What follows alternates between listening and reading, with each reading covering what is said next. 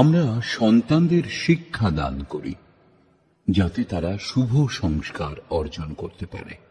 শুভ সংস্কার বলতে সকলেই মনে করেন তারা যেন জীবিকা, আবাস, বিকাশ সম্বন্ধিত সমস্যাগুলির নিবারণ করে নেয়। ঈশ্বরের দিকে কারো মনই নেই। কিছু ব্যক্তি এত প্রাচুর্যের মধ্যে থাকেন প্রভুকে ডাকার কোনো প্রয়োজনই বোধ করেন না, কিন্তু এই সমস্তই পার্থিব বস্তু।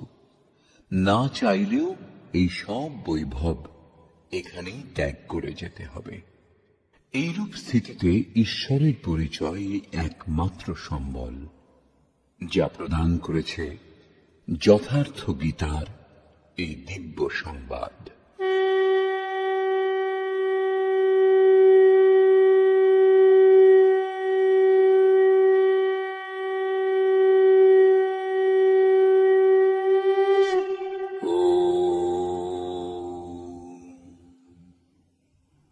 শ্রী পরমাত্মনে নমঃ।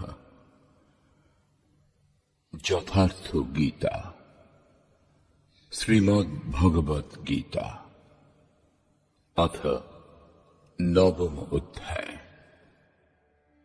ষষ্ঠ অধ্যায় পর্যন্ত যোগেশ্বর শ্রীকৃষ্ণ যোগের ক্রমিক বিশ্লেষণ করেছেন, যার শুদ্ধ অর্থ ছিল যজ্ঞের প্রক্রিয়া।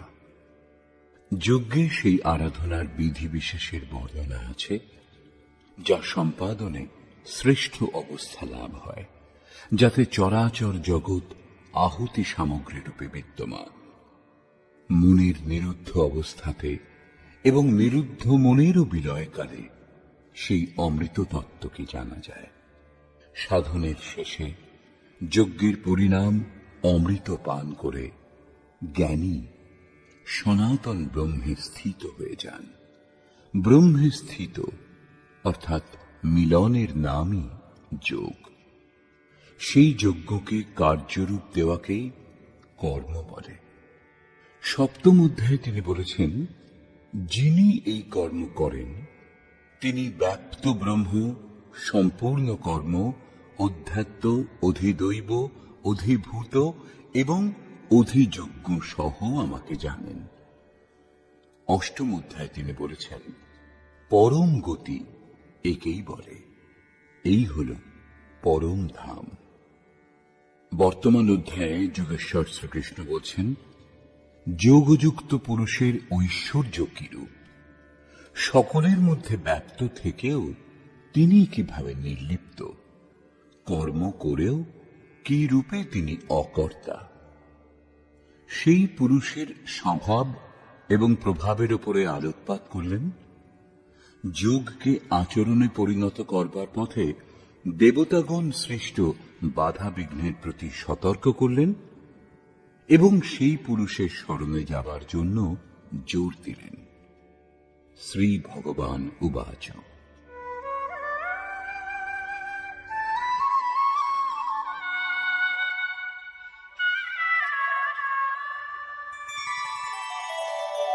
ইদন্তু তে গুহ্যতমম প্রবক্ষ্যাম্যনসূয়বে জ্ঞানম বিজ্ঞানসহিতম যজ্ঞাত্মা মোক্ষ্যসে শুভাৎ।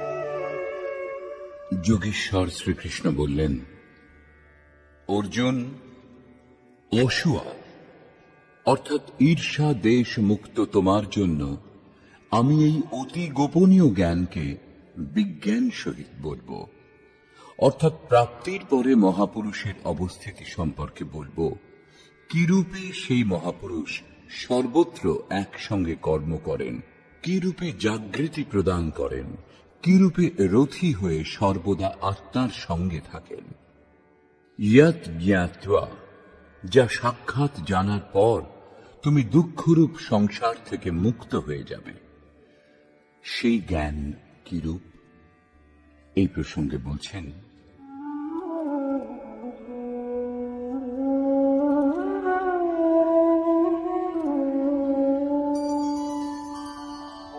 রাজবিদ্যা রাজগুহ্যা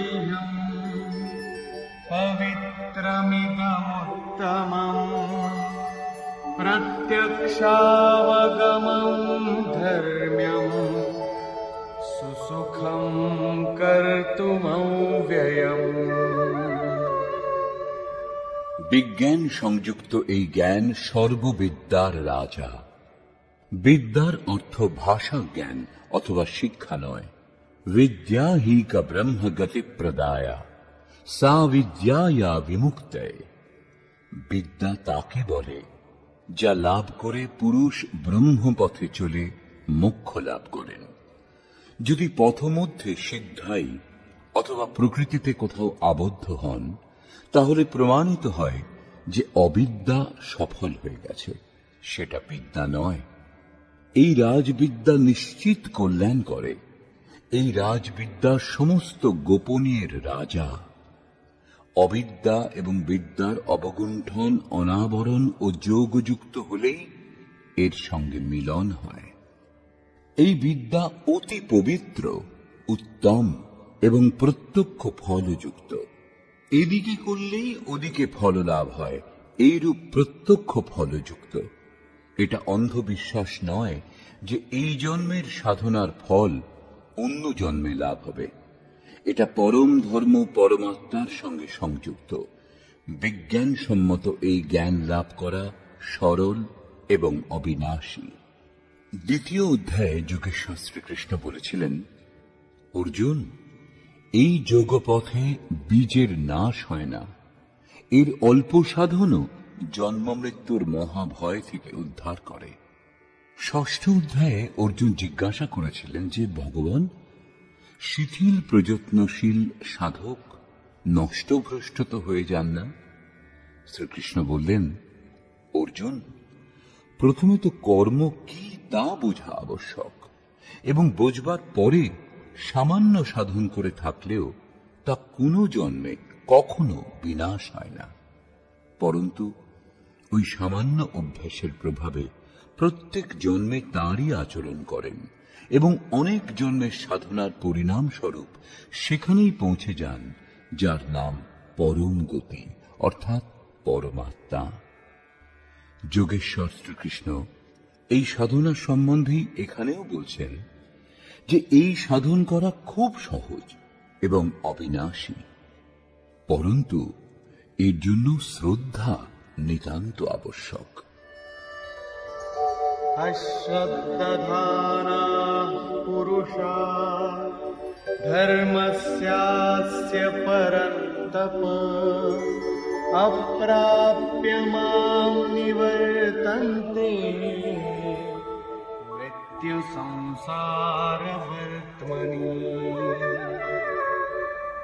পরন্তপ অর্জুন, এই ধর্মে সামান্য সাধন করে থাকলেও তার বিনাশ হয় না। শ্রদ্ধারহিত পুরুষ এক ইষ্টে মনকে কেন্দ্রীভূত করেন না যিনি, তিনি আমাকে লাভ না করে সংসারেই বিচরণ করেন। অতএব শ্রদ্ধা অনিবার্য। আপনি কি সংসার থেকে আলাদা? এই প্রসঙ্গে বলছেন, मया ततमिदं सर्वं जगदव्यक्तमूर्तिना मत्स्थानि सर्वभूतानि न चाहं तेष्वस्थितः।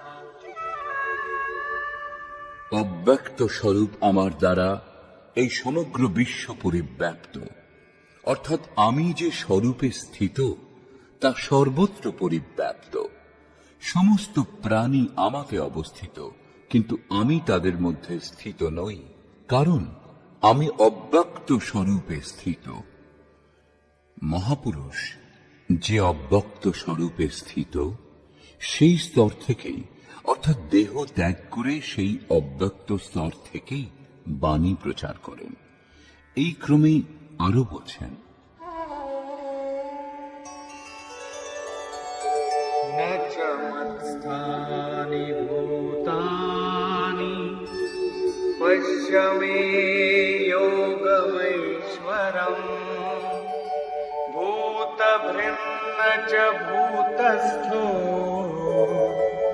ममात्मा भूतभावनः।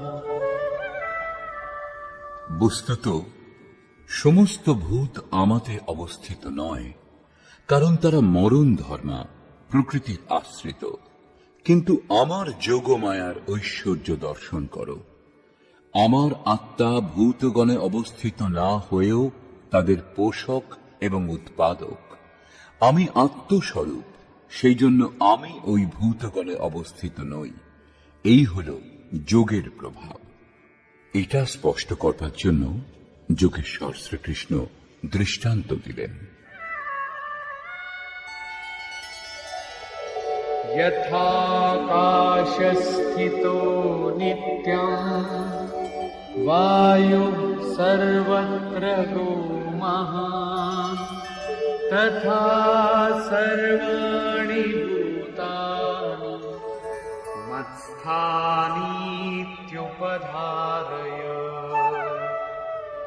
আকাশে উৎপন্ন মহাবায়ু যেরূপ আকাশে সদৈব অবস্থান করেও আকাশকে মলিন করতে পারে না, সেইরূপ ভূত সকল আমাতে স্থিত, এইরূপ জানবে। আমি আকাশবৎ নির্লিপ্ত, তারা আমাকে মলিন করতে পারে না। প্রশ্নটি সম্পূর্ণ হল। এইরূপ হয় যোগের প্রভাব। এখন প্রশ্ন, যোগী করেন কি? এই প্রসঙ্গে বলছেন,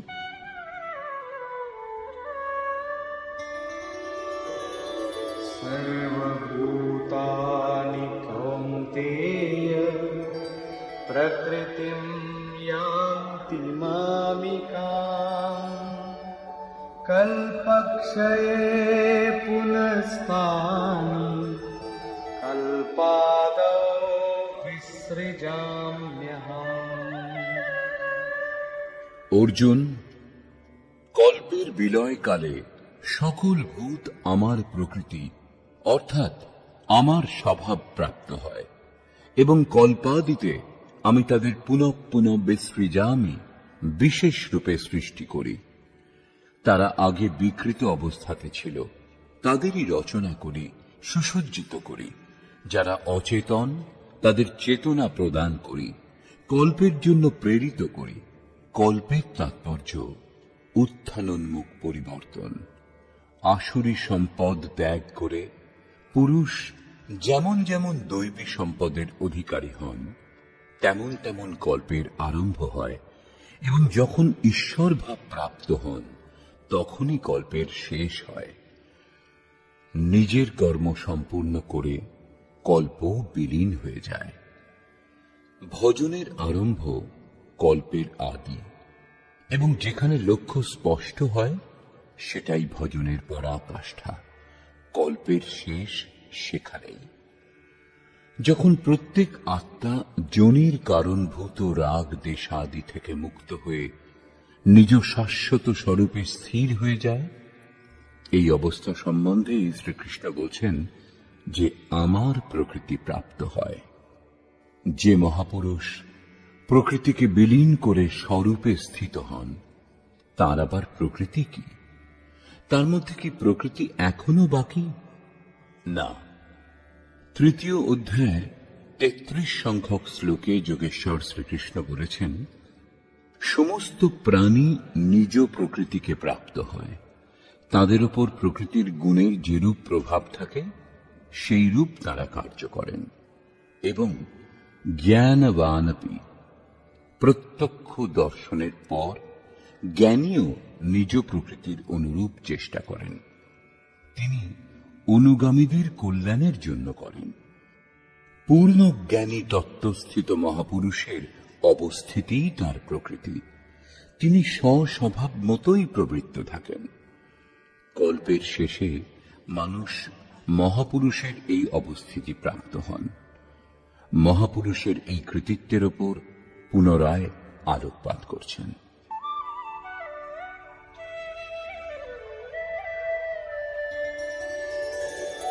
प्रकृतिं स्वामवष्टभ्य विसृजामि पुनः पुनः भूतग्राममिमं कृत्स्नम् अवशं प्रकृतिर्वशात्। স্বীয় প্রকৃতি অর্থাৎ মহাপুরুষের অবস্থিতি স্বীকার করে প্রকৃতির বসাত নিজ নিজ স্বভাবে স্থিত প্রকৃতির গুণগুলির বশীভূত এই সমস্ত ভূত সমুদায়কে আমি পুনঃ পুনঃ বিসৃজামি, বিশেষ রূপে সৃষ্টি করি, সুসজ্জিত করি, স্বীয় স্বরূপের দিকে এগিয়ে যাবার জন্য তাদের প্রেরণা প্রদান করি। তাহলে তো আপনি এই কর্ম দ্বারা আবদ্ধ। न च मां तानि कर्माणि निबध्नन्ति धनञ्जय उदासीनवदासीनम् असक्तं तेषु कर्मसु। চতুর্থ অধ্যায়ের নবম শ্লোকে যোগেশ্বর শ্রীকৃষ্ণ বলেছিলেন, মহাপুরুষের কার্যপ্রণালী অলৌকিক হয়। নবম অধ্যায়ের চতুর্থ শ্লোকে বলেছেন, আমি অব্যক্ত রূপে কর্ম করি। এখানেও বলছেন, ধনঞ্জয়, আমি যে সমস্ত কর্ম অব্যক্ত রূপে করি সেগুলিতে আমার আসক্তি নেই। উদাসীন পুরুষের ন্যায় অবস্থিত বলে পরমাত্ম স্বরূপ আমাকে সেই সকল কর্ম আবদ্ধ করতে পারে না। কারণ কর্মের পরিণামে যে লক্ষ্য প্রাপ্ত হয় তাতে আমি অবস্থিত, সেই জন্য সেই সমস্ত কর্ম করার জন্য আমি বাধ্য নই। প্রশ্ন ছিল স্বভাবের সঙ্গে যুক্ত প্রকৃতির কার্যগুলির। মহাপুরুষের অবস্থিতি ছিল, তার রচনা ছিল। এখন আমার অধ্যক্ষতায় মায়া যা সৃষ্টি করে তা কি? তাও একটা কল্প। मयाध्यक्षेण प्रकृतिः सूयते सचराचरम् हेतुनानेन कौन्तेय जगद्विपरिवर्तते।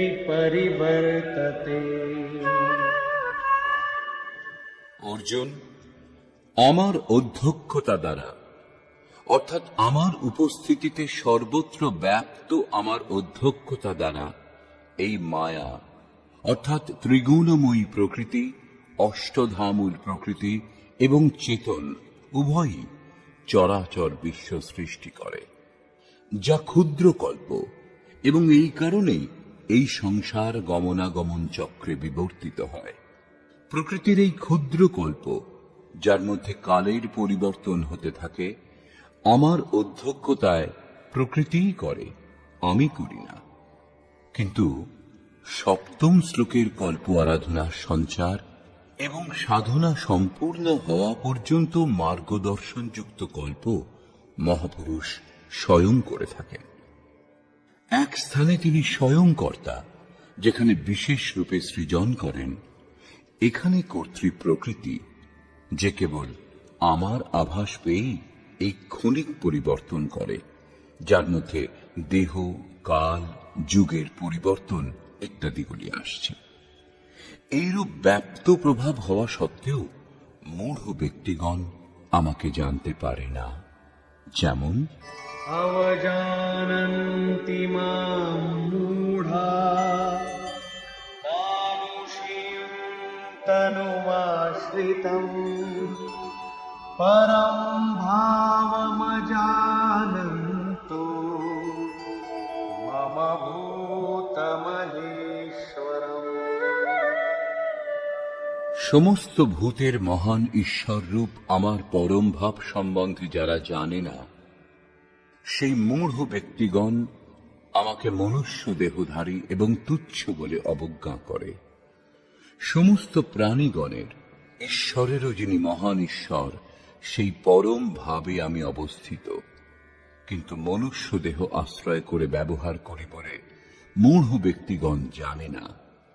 তারা আমাকে মানুষ বলে সম্বোধন করে, তাদেরই বা কি দোষ?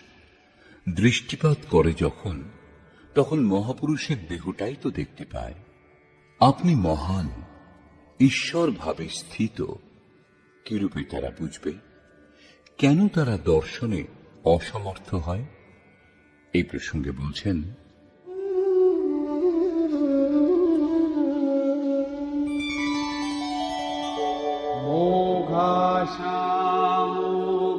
मोघाशामोघकर्माणो मोघज्ञानाविचेतसः राक्षसीमासुरीं चैव प्रकृतिं मोहिनीं श्रिता। তারা বৃথা আশা, অর্থাৎ যা কখনো পূর্ণ হবে না এইরূপ আশা, বৃথা কর্ম অর্থাৎ বন্ধনকারী কর্ম, এবং বৃথা জ্ঞান যা বস্তুত অজ্ঞান, বিচেতসঃ বিশেষ রূপে অচেতন, রাক্ষস এবং অসুরের ন্যায় মোহপ্রাপ্ত হয় এইরূপ স্বভাব ধারণ করে থাকে, অর্থাৎ আসুরী স্বভাব যুক্ত হয়। সেই জন্য মানুষ বলে অবজ্ঞা করে। অসুর এবং রাক্ষস ভাব মনেরই স্বভাব, জাতি প্রসূত বা যোনি প্রসূত নয়। যাদের আসুরী স্বভাব তারা আমাকে জানতে পারে না, কিন্তু মহাত্মাগণ আমাকে জানেন এবং ভজনা করেন।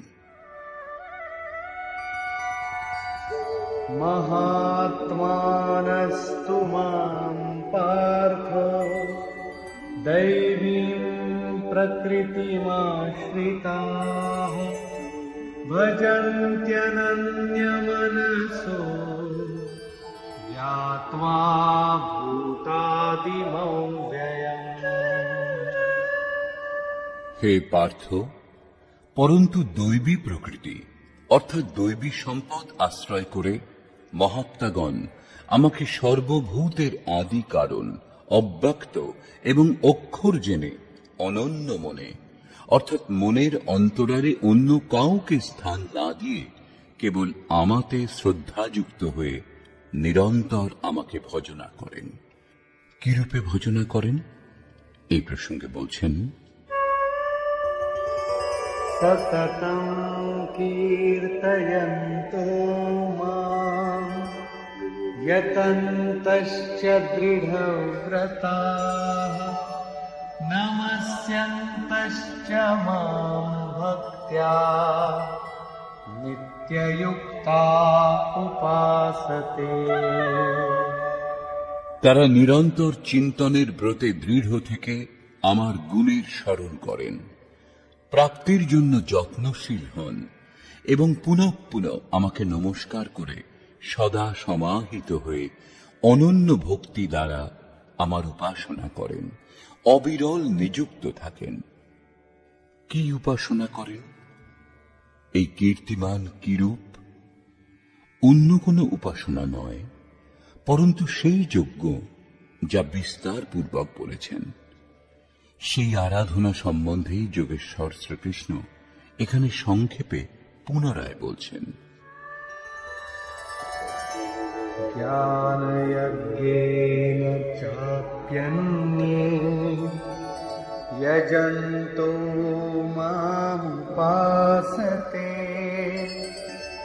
একত্বেন পৃথক্ত্বেন বহুধা বিশ্বতো মুখম।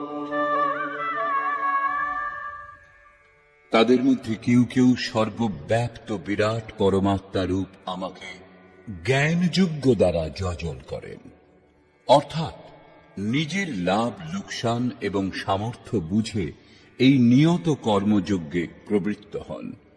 কেউ কেউ একত্বভাবে আমার উপাসনা করেন। তাকে সেই পরমাত্ম তত্ত্বে একীভূত হতে হবে, এবং কেউ সমস্ত কিছু আমাকে পৃথক রেখে আমাকে সমর্পণ করে নিষ্কাম সেবা ভাব দ্বারা আমার উপাসনা করেন এবং নানাভাবে উপাসনা করেন। কারণ এই সকলই একটা যজ্ঞেরই উঁচু নিচু স্তর মাত্র। সেবা থেকেই যজ্ঞ আরম্ভ হয়। কিন্তু এই যজ্ঞের অনুষ্ঠান হয় কিরূপে? যোগেশ্বর শ্রীকৃষ্ণ বলছেন, যজ্ঞ আমি করি। যদি মহাপুরুষ রথী না হন তাহলে যজ্ঞ সম্পূর্ণ হবে না। তার নির্দেশ পেয়েই সাধক বুঝতে সক্ষম হন যে কোন স্তরে তিনি এখন কত দূর এগিয়েছেন। বস্তুত যজ্ঞকর্তাকে এই প্রসঙ্গে যোগেশ্বর শ্রীকৃষ্ণ বলছেন,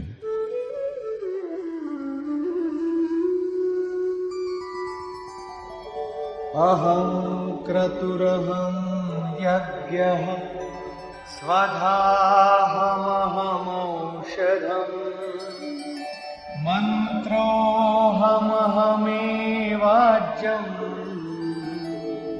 अहमग्निरहं हुतम्। আমি কর্তা। বস্তুত কর্তাকে প্রেরক রূপে সঞ্চালন করেন ইষ্ট। কর্তার দ্বারা যেটুকু সম্ভব হয় তা আমার কৃপা। আমি যোগ্য আরাধনার বিধি বিশেষ মাত্র। যজ্ঞ সম্পূর্ণ হবার পর পরিণাম স্বরূপ যে অমৃত প্রাপ্ত হয় তা পান করে পুরুষ সনাতন ব্রহ্মকে জানতে পারেন। আমি স্বধা অর্থাৎ অতীতের অনন্ত সংস্কার বিলীন করা, তাদের তৃপ্ত করতে সক্ষম হওয়া, সেটা আমারই কৃপা।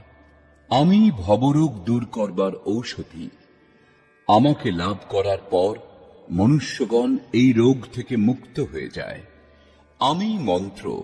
সাধক আমারই কৃপাতে মনকে শ্বাসের অন্তরালে নিরুদ্ধ করতে সমর্থ হয়। এই নিরোধ ক্রিয়াতে যে আজ্য অর্থাৎ হবি বস্তু তীব্রতা আনে তা আমি। আমারই প্রকাশে মনের সমস্ত প্রবৃত্তি বিলীন হয় এবং আহুতি অর্থাৎ সমর্পণও আমি। এখানে যোগেশ্বর শ্রীকৃষ্ণ বারবার আমি এই কথা বলছেন। এর তাৎপর্য এই যে আমি প্রেরক রূপে আত্মা থেকে অভিন্ন হয়ে এবং নিরন্তর নির্ণয় করে যোগক্রিয়া সম্পূর্ণ করতে সাহায্য করি। একেই বিজ্ঞান বলে। পূজ্য মহারাজজি বলতেন যে যতক্ষণ পর্যন্ত ইষ্টদেব রথী হয়ে শ্বাস প্রশ্বাসের গতি নিয়ন্ত্রণ করতে শুরু করে না দেন, ততক্ষণ পর্যন্ত ভজন আরম্ভই হয় না।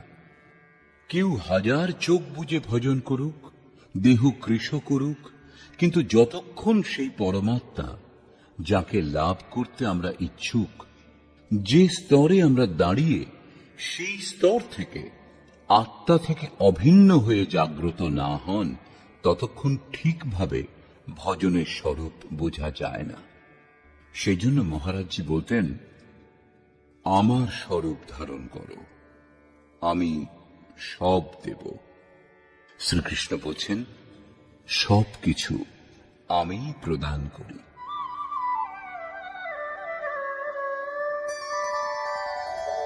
पिताहमस्य जगतो माता धाता पितामहः वेद्यं पवित्रमोङ्कार ऋक्सामयजुरेव च।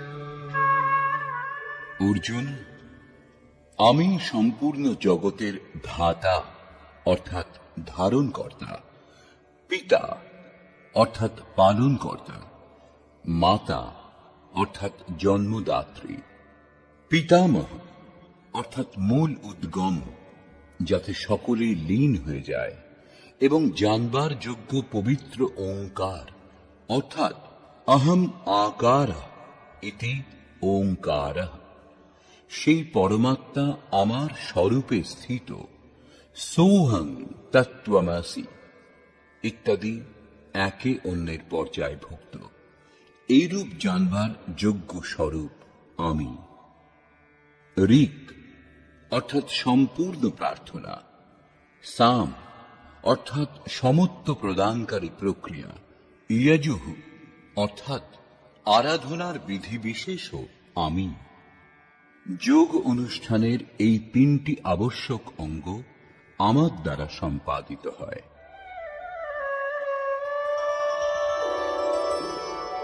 गतिर्भर्ता प्रभु साक्षी निवास शरणं सुहृत् प्रभव प्रलय स्थानं निधानं নিজমম ব্যয়ম।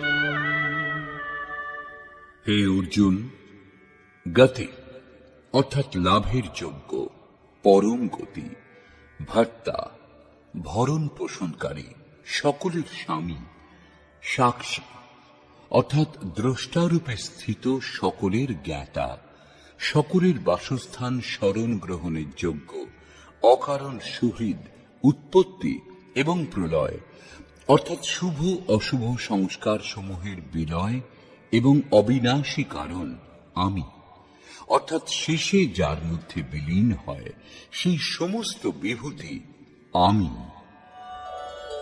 तपाम्यहमहं वर्षम् निगृह्णाम्युत्सृजामि च अमृतं चैव मृत्युश्च सदसच्चाहमर्जुन।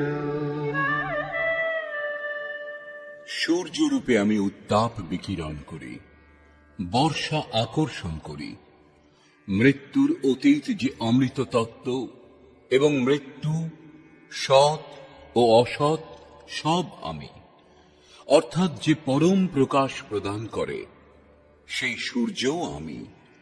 যারা ভজনা করেন কখনো কখনো তারা আমাকে অসৎ বলে মনে করেন, তাদের মৃত্যু হয়। এইরূপ বলছেন।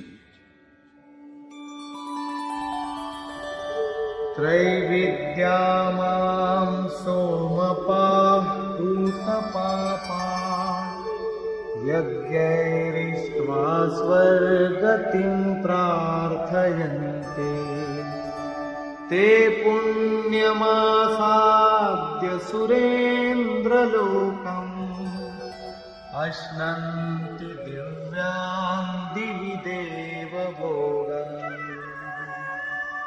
আরাধনা বিদ্যার অঙ্গ তিনটি, ঋক, সাম এবং যজু, অর্থাৎ প্রার্থনা, সমত্বের প্রক্রিয়া এবং ভজনার আচরণ করেন যারা। সোম অর্থাৎ চন্দ্রমার ক্ষীণ প্রকাশ যারা পেয়ে থাকেন, পাপ থেকে মুক্ত হয়ে পবিত্র পুরুষ সেই যজ্ঞের নির্ধারিত প্রক্রিয়ার আচরণ করেন, আমাকে ইষ্টরূপে পূজা করেন, স্বর্গপ্রাপ্তির জন্য প্রার্থনা করেন। একেই অসৎ কামনা বলে। এতে তাদের মৃত্যু ঘটে, তাদের পুনর্জন্ম হয়, যেরূপ এর আগে শ্লোকটিতে যোগেশ্বর বলেছেন। তারা আমারই পূজা করেন, সেই নির্ধারিত বিধি দ্বারাই করেন, কিন্তু পরিবর্তে স্বর্গ কামনা করেন। সেই পুরুষগণ পুণ্যকর্মের ফলস্বরূপ ইন্দ্রলোক লাভ করেন, স্বর্গে অপ্রাকৃত দেবভোগ উপভোগ করেন, অর্থাৎ আমি সেই ভোগ প্রদান করি। तेतं भुक्त्वा स्वर्गलोकं विशालम् क्षीणे पुण्ये मर्त्यलोकं विशन्ति एवं त्रयी धर्ममनुप्रपन्ना गतागतं कामकामा लभन्ते। তারা সেই বিপুল স্বর্গলোক উপভোগ করে পুণ্য ক্ষয় হলে মৃত্যুলোক অর্থাৎ জন্ম মৃত্যুর চক্রে বিবর্তিত হন। এইরূপ ত্রয়ী ধর্মম, প্রার্থনা, সমত্ব এবং ভজনার তিনটি বিধি দ্বারা একটা যজ্ঞেরই অনুষ্ঠান করেন যারা, তারা আমার শরণাগত হলেও সকাম হওয়ার জন্য পুনঃ পুনঃ যাতায়াত অর্থাৎ পুনর্জন্ম লাভ করেন। কিন্তু তাদের মূল কখনো নাশ হয় না, কারণ এই পথে বীজের নাশ হয় না। কিন্তু যারা কোনরূপ কামনা করেন না, তারা কি লাভ করেন? अनन्याश्चिन्तयन्तो मां ये जनाः पर्युपासते तेषां नित्याभियुक्तानां योगक्षेमं वहाम्यहम्।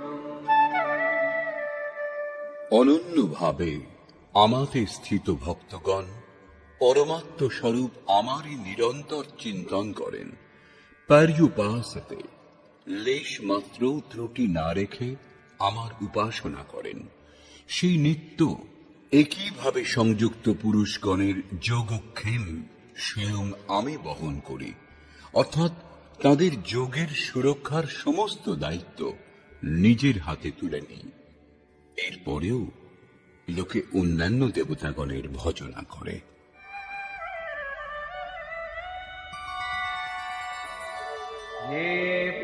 येऽप्यन्यदेवता भक्ता यजन्ते श्रद्धयान्विताः तेऽपि मामेव कौन्तेय यजन्त्यविधिपूर्वकम्।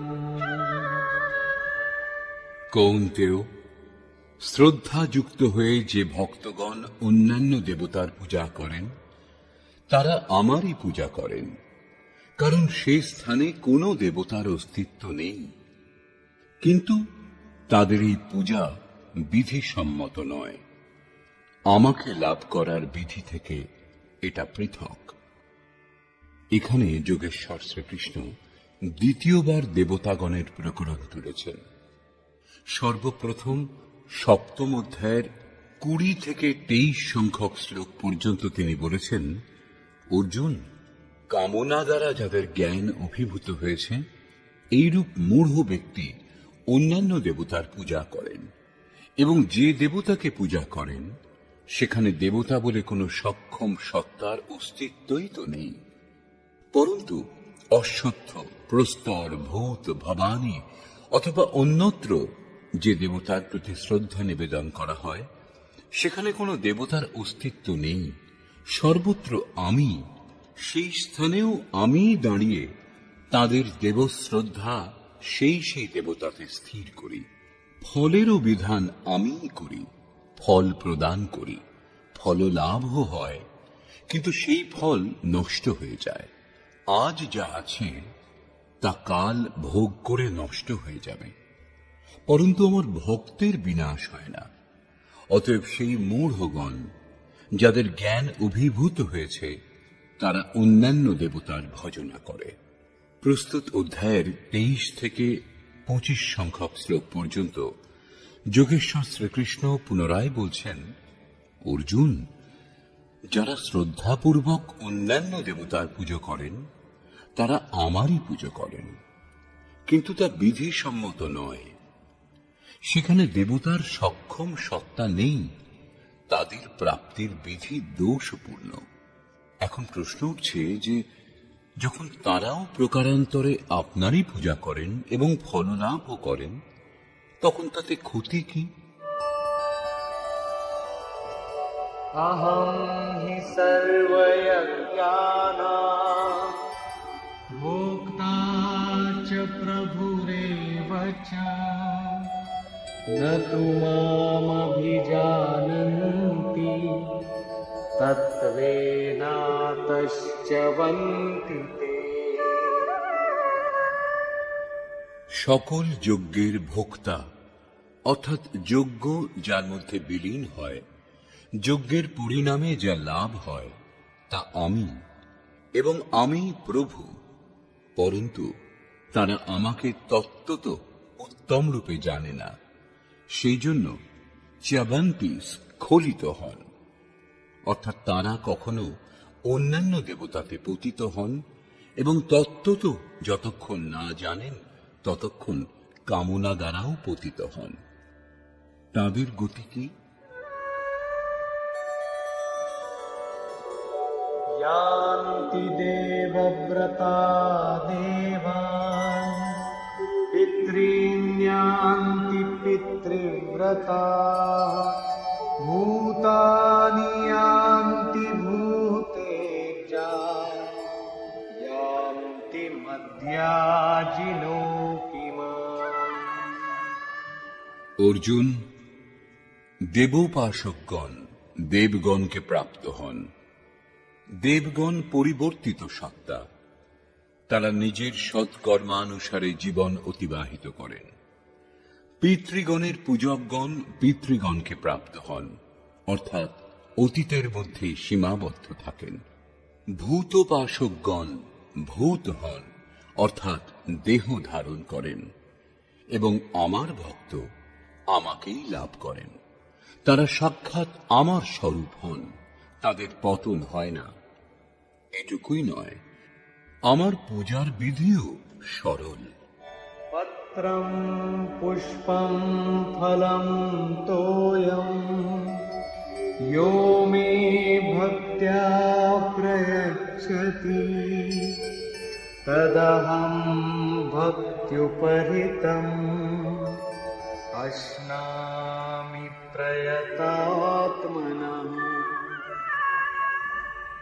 এখান থেকেই ভক্তি আরম্ভ হয়।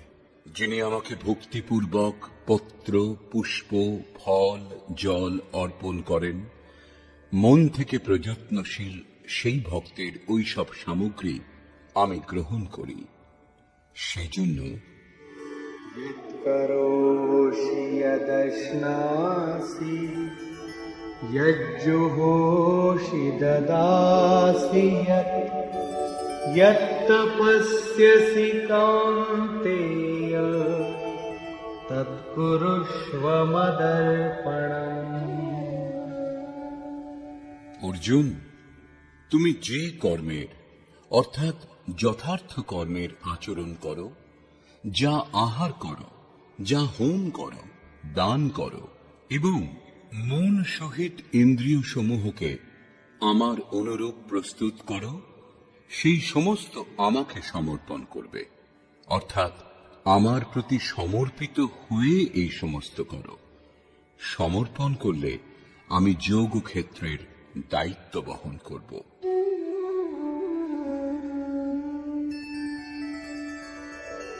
शुभाशुभफलैरेवम् मोक्ष्यसे कर्मबन्धनैः सन्न्यासयोगयुक्तात्मा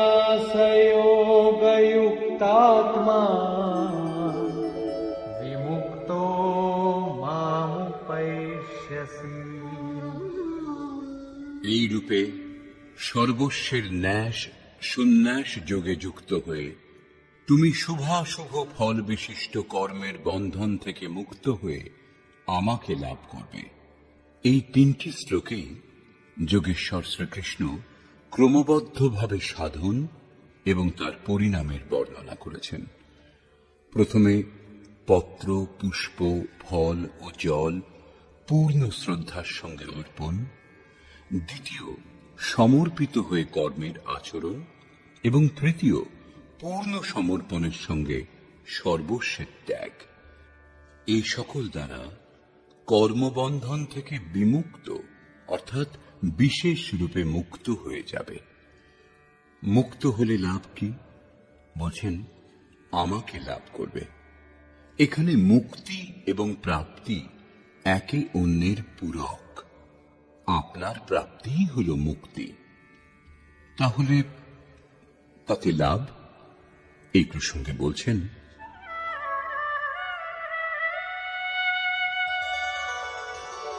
समोऽहं सर्वभूतेषु न मे द्वेषोऽस्ति न प्रियः ये भजन्ति तु मां भक्त्या मयि ते तेषु चाप्यहम्। সৃষ্টিতে আমার প্রিয় বা অপ্রিয় বলে কেউ নেই, কিন্তু যিনি অনন্য ভক্ত তিনি আমাতে অবস্থান করেন এবং আমিও তাঁর হৃদয়ে বাস করি। এই আমার একমাত্র আত্মীয়তার সম্পর্ক, তাতে পরিপূর্ণ হয়ে যাই। আমাতে ও তাতে কোনো পার্থক্য থাকে না। তাহলে তো বহু ভাগ্যবান ব্যক্তি ভজন করেন। ভজনের অধিকার কাদের? এই প্রসঙ্গে যোগেশ্বর শ্রীকৃষ্ণ বলছেন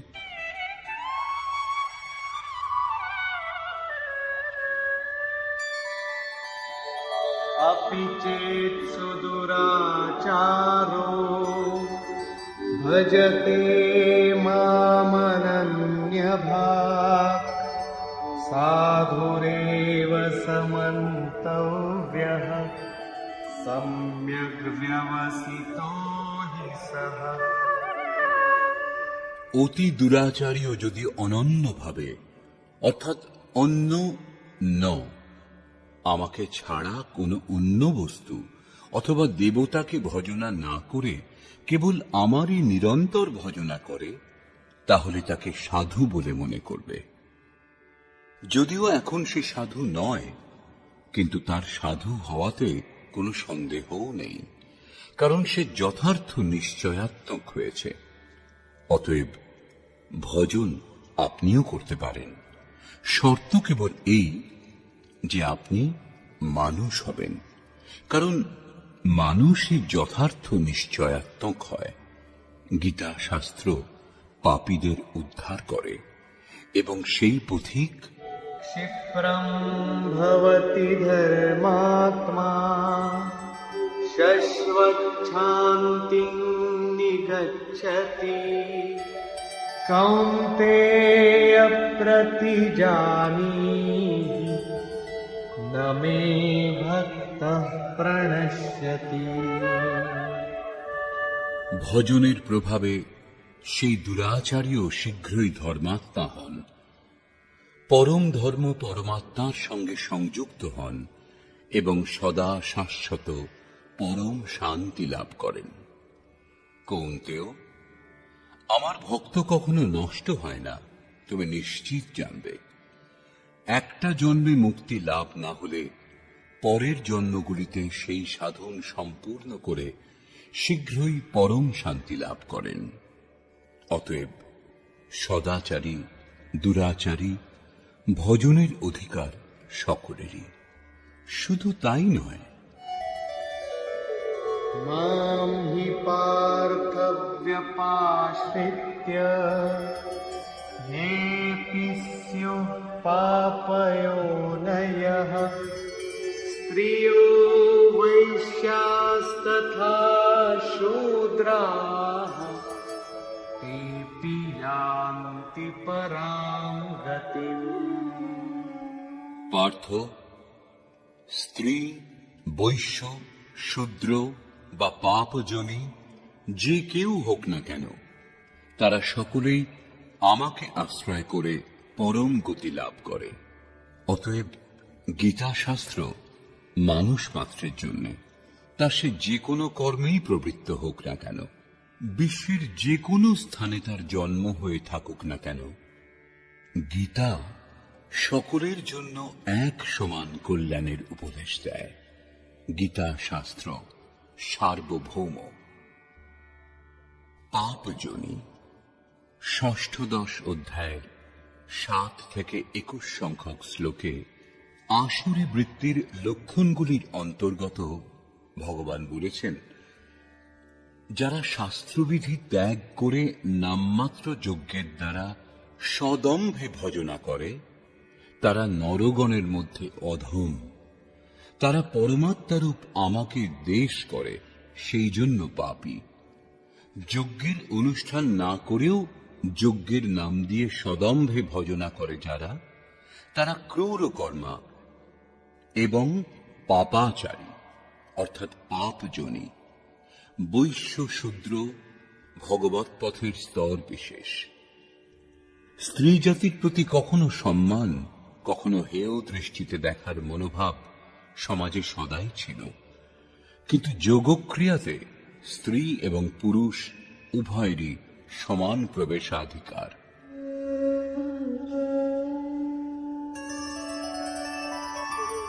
किं पुनर्ब्राह्मणा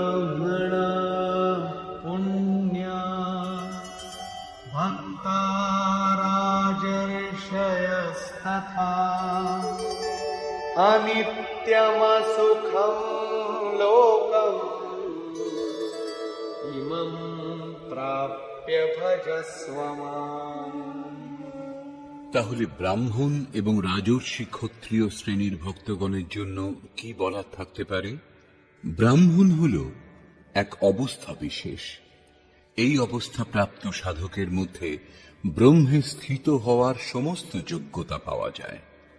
শান্তি, আর্জব, অনুভবে উপলব্ধি, ধ্যান এবং ইষ্টের নির্দেশ অনুসারে চলবার ক্ষমতা যার মধ্যে আছে, তিনি ব্রাহ্মণ।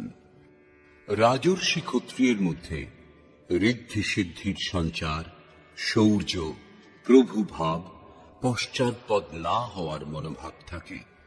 এই স্তরের যোগী মুক্ত হয়ে যান, তাদের জন্য কিছু বলবার থাকে না।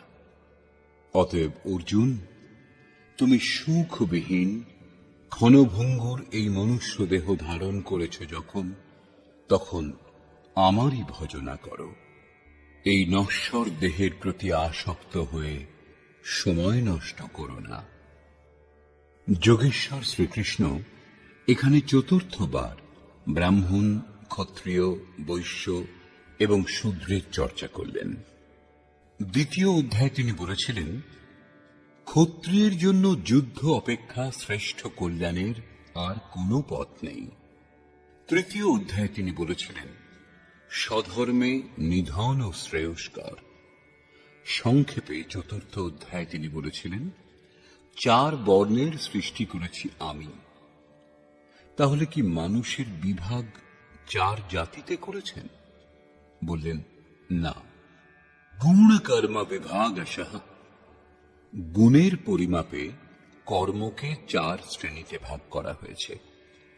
শ্রীকৃষ্ণের অনুসারে কর্ম হল একমাত্র যজ্ঞের প্রক্রিয়া। অতএব এই যজ্ঞের অনুষ্ঠান যারা করেন তারা 4 প্রকারের হন। প্রবেশকালে এই যজ্ঞকর্তা শূদ্র, অল্পজ্ঞ হয়। এই পথে এগিয়ে কিছু ক্ষমতা লাভ হলে আত্মিক সম্পত্তি কিছু কিছু সংগ্রহ হয় যখন, তখন এই যজ্ঞকর্তাই বৈশ্য শ্রেণীতে প্রবেশ করে। এই স্তর থেকে আরো উন্নত হলে, প্রকৃতির 3টি গুণকে সংযত করার ক্ষমতা সম্পন্ন হলে সেই সাধকই ক্ষত্রিয় শ্রেণীতে প্রবেশ করেন। এবং যখন এই সাধকের স্বভাবে ব্রহ্মানুভূতির যোগ্যতা লাভ হয়, তখন সাধক ব্রাহ্মণ হন। শূদ্র ও বৈশ্য শ্রেণীর সাধকের থেকে ক্ষত্রিয় ও ব্রাহ্মণ শ্রেণীর সাধকগণ ঈশ্বর প্রাপ্তির অধিক সমীপে অবস্থান করেন। শূদ্র ও বৈশ্য ব্রহ্মের অন্তর্ভুক্ত হয়ে শান্ত হবে। তাহলে যারা এর চেয়ে উঁচু অবস্থা লাভ করেছেন, তাদের জন্য কি বলা বাকি থাকে? তারা তো লাভ করবেনই। গীতা যে সমস্ত উপনিষদের সার সর্বস্ব, সেগুলি ব্রহ্মবিদুষী মহিলাদের কাহিনীতে পরিপূর্ণ। তথাকথিত ধর্মভীরু গোঁড়া ব্যক্তিগণ বেদ অধ্যয়নের অধিকার অনধিকারের ব্যবস্থা নিয়ে অনর্থক মস্তিষ্ক চালনায় ব্যস্ত থাকুক। যোগেশ্বর শ্রীকৃষ্ণের স্পষ্ট বক্তব্য, যজ্ঞার্থ কর্মের নির্ধারিত ক্রিয়া পদ্ধতিতে স্ত্রী পুরুষ সকলেরই সমান অধিকার। সেই কারণে তিনি ভজন করবার জন্য উৎসাহ দিচ্ছেন।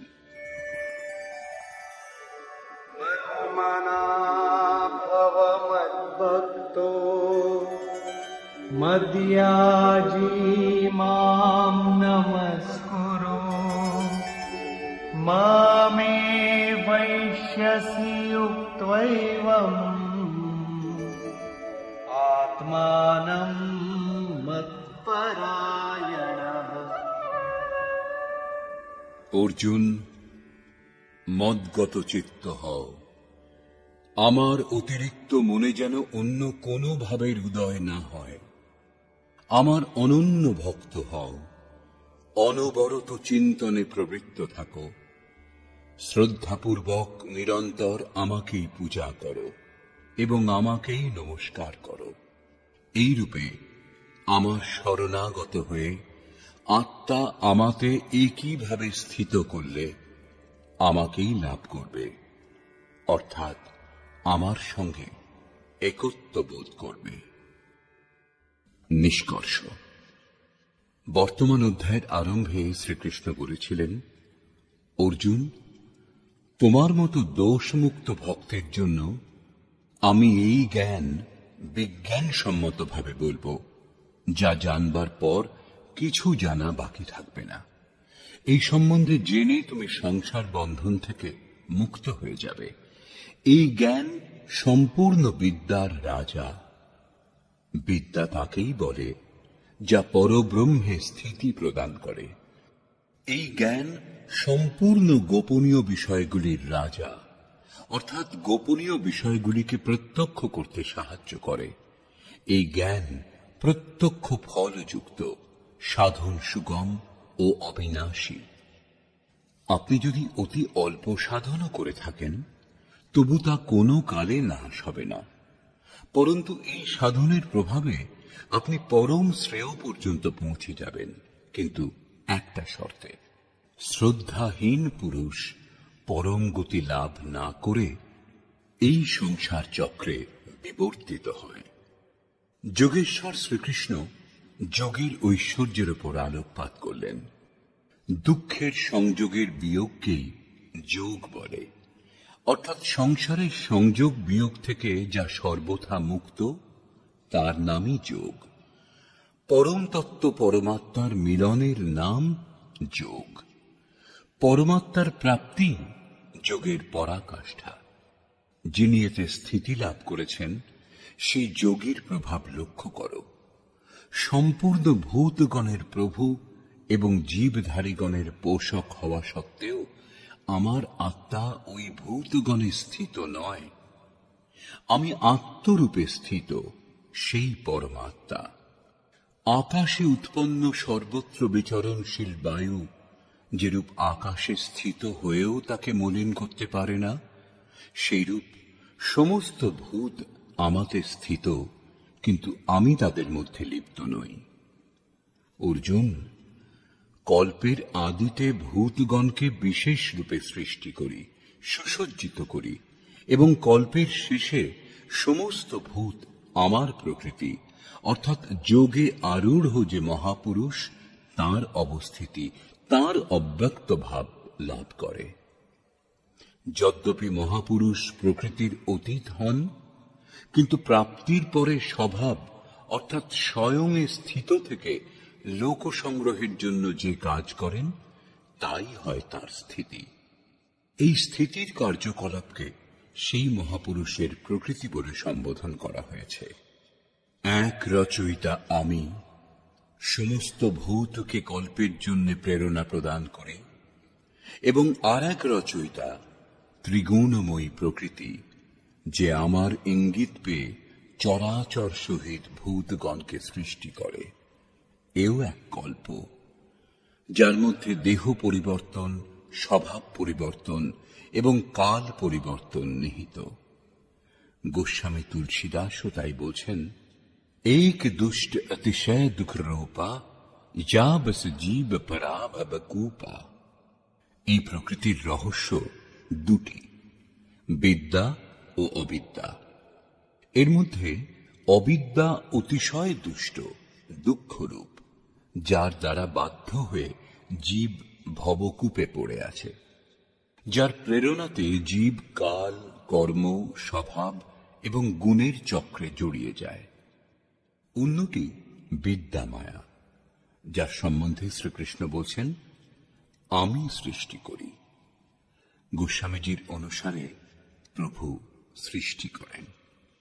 এক রচৈ জগ গুণ বস যাকে, প্রভু প্রেরিত নহি নিজ বলতাকে। এটি জগতের রচনা করে, গুণ যার আশ্রিত। কল্যাণকর গুণ একমাত্র ঈশ্বরে বিদ্যমান। প্রকৃতির কোনো গুণই নেই, তা নশ্বর, কিন্তু বিদ্যাতে প্রভুই প্রেরক রূপে কর্ম করেন। এরূপ কল্প দুই প্রকার, বস্তু, দেহ এবং কালের পরিবর্তন এক প্রকারের কল্প।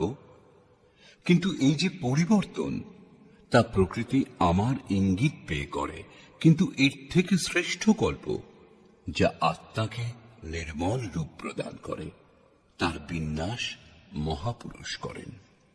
তারা অচেতন ভূতগণকে সচেতন করেন। ভজনের আদি এই কল্পের আরম্ভ এবং ভজনের পরাকাষ্ঠা হল কল্পের শেষ।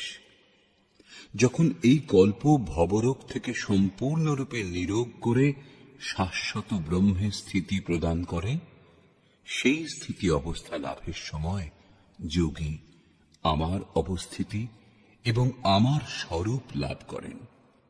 প্রাপ্তির পরে মহাপুরুষের অবস্থিতিকেই তার প্রকৃতি বলে। ধর্মগ্রন্থগুলিতে গল্পের মাধ্যমে উল্লেখ করা হয়েছে যে 4টি যুগ সম্পূর্ণ হওয়ার পরেই কল্প সম্পূর্ণ হয়, মহাপ্রলয় হয়। প্রায়ই লোকে এর যথার্থ সম্বন্ধে বুঝতে পারে না। যুগের তাৎপর্য হল 2। যতক্ষণ আপনি পৃথক, আরাধ্য পৃথক, ততক্ষণ যুগধর্ম থাকবে। গোস্বামীজি রামচরিতমানসের উত্তরকাণ্ডে এই বিষয়ে চর্চা করেছেন। যখন তামসিক গুণ কাজ করে, রাজসিক গুণ অল্প মাত্রাতে থাকে, তখন চারিদিকে শত্রুতা এবং বিরোধ ভাব দেখা দেয়। এইরূপ ব্যক্তি কলিযুগীয় হয়, সে ভজনে অক্ষম হয়। কিন্তু সাধনা আরম্ভ হলে যুগের পরিবর্তন হয়, রাজসিক গুণের বৃদ্ধি হয়, তামসিক গুণ ক্ষীণ হয়ে আসে, স্বভাবে সামান্য সাত্ত্বিক গুণও চলে আসে। হর্ষ এবং ভয়ের দ্বিধা অন্তর্মনে চলতে থাকে, তখন সেই সাধক দাপর যুগের অবস্থা লাভ করে। ক্রমশ সাত্ত্বিক গুণের বাহুল্য হলে রজোগুণ স্বল্প মাত্রায় থাকে, আরাধনা কর্মে আসক্তি হয়।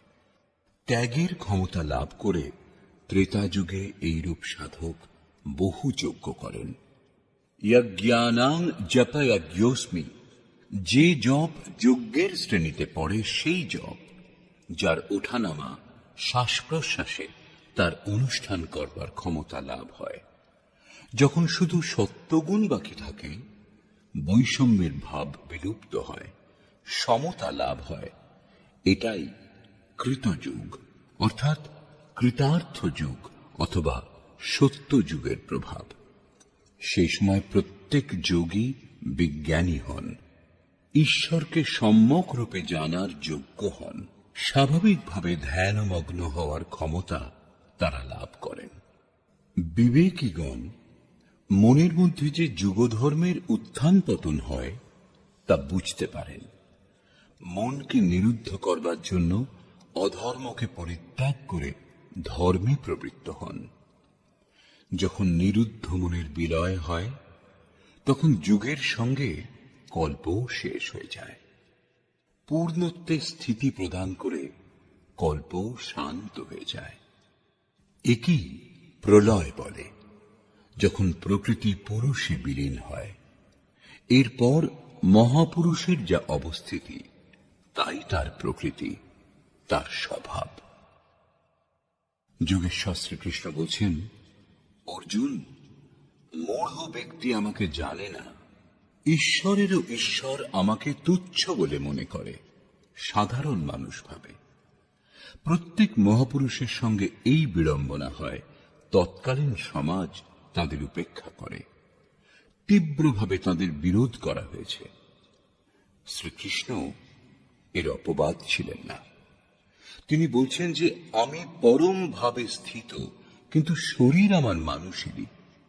সেই জন্য মূঢ়গণ আমাকে তুচ্ছ বলে, মানুষ বলে সম্বোধন করে।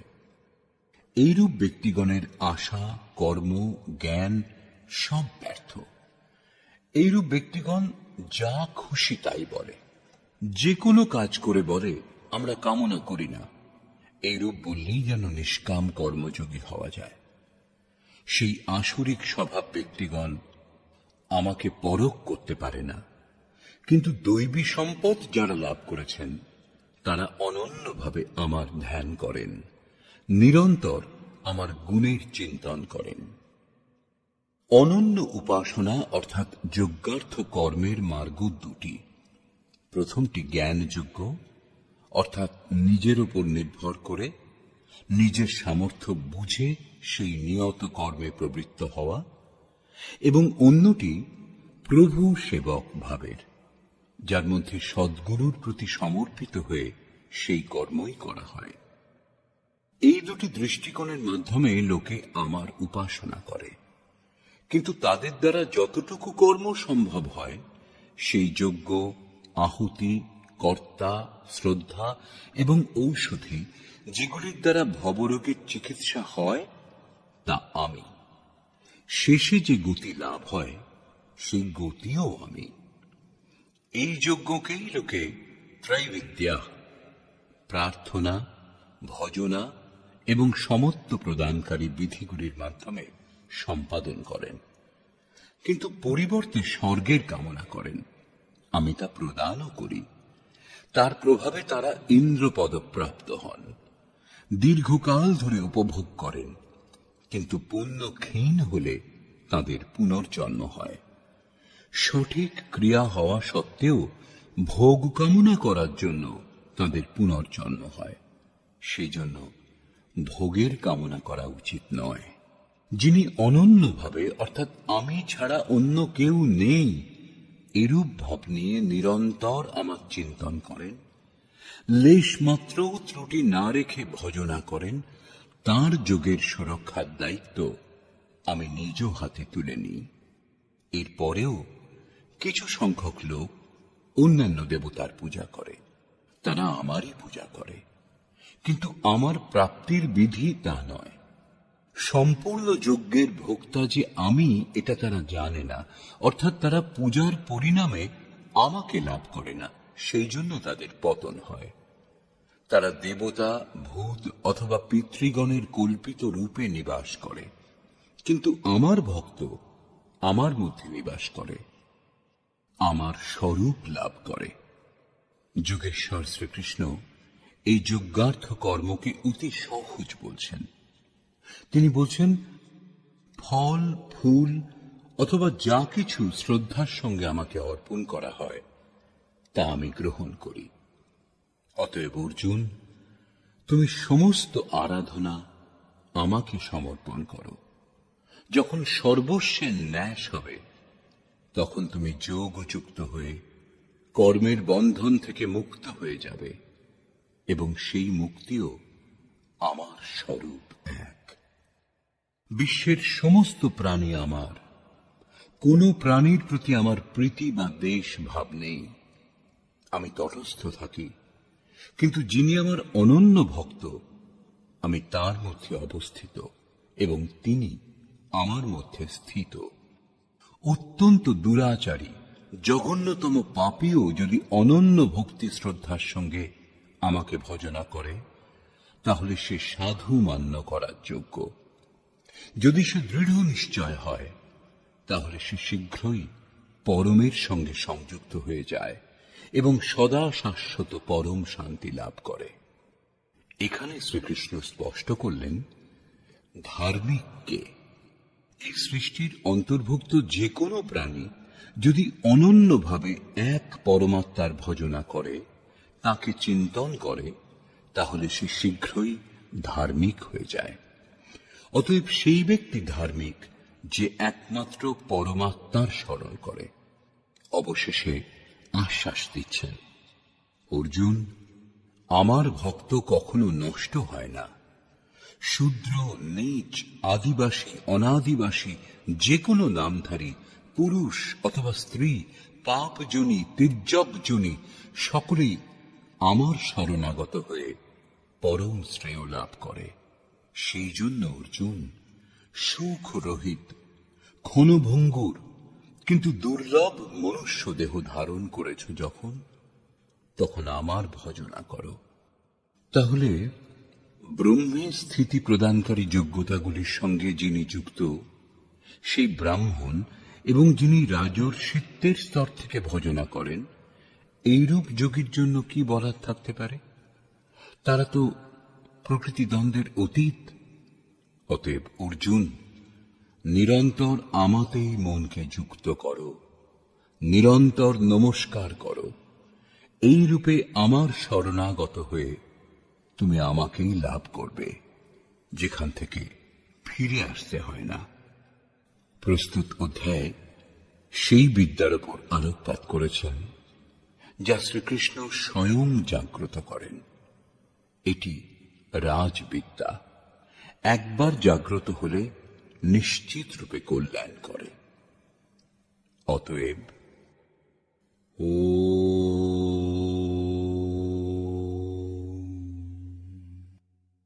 এই প্রকার শ্রীমদ্ ভগবদ গীতা রূপী উপনিষদ এবং ব্রহ্মবিদ্যা তথ্য যোগে শাস্ত্র বিষয়ক শ্রীকৃষ্ণ এবং অর্জুনের সংবাদে রাজবিদ্যা জাগৃতি নামক নবম অধ্যায় পূর্ণ হল।